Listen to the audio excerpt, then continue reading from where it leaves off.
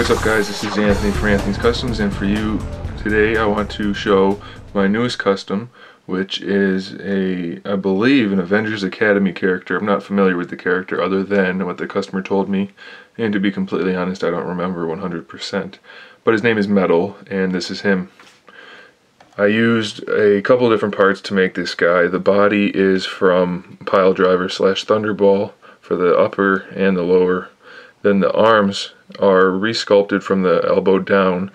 That it's half of Thunderball or Pile Driver's arm and then half of Savage Dragon, and then the Savage Dragon hands at the end. That was to give him the finger articulation and the wrist articulation, and just to give him the bigger arms that he's supposed to have, because he's supposed to have really big arms and hands.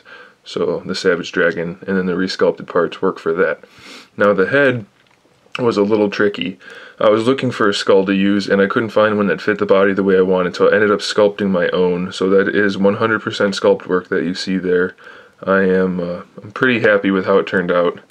I know the character's not quite supposed to look so much like an actual skull. He's supposed to be a little more robotic looking, but after talking with the customer we decided to go with a kind of a meaner look, so that's what I sculpted. And I'm pretty pleased with how it turned out. I like the more anatomically correct looking skull than the weird robot one. It just looked kind of goofy to me, and it was more fun to sculpt this, so I was pretty happy with that.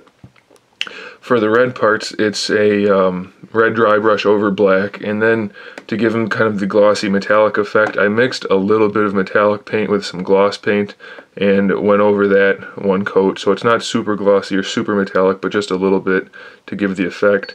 The shirt part is kind of a satin black.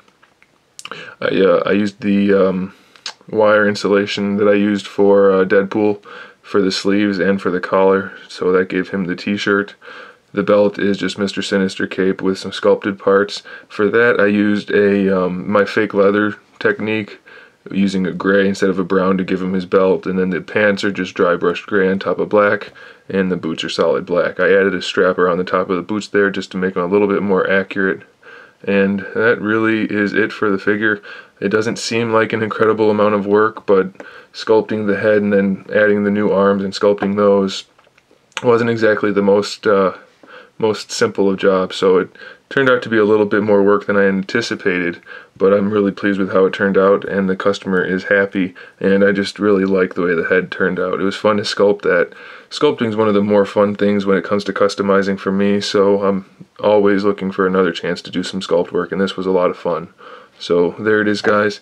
He stands just about 8 inches tall, so pretty good size figure. I guess that's all I have to say about him. Stay tuned for some more videos and some other good stuff, and in the meantime, keep collecting.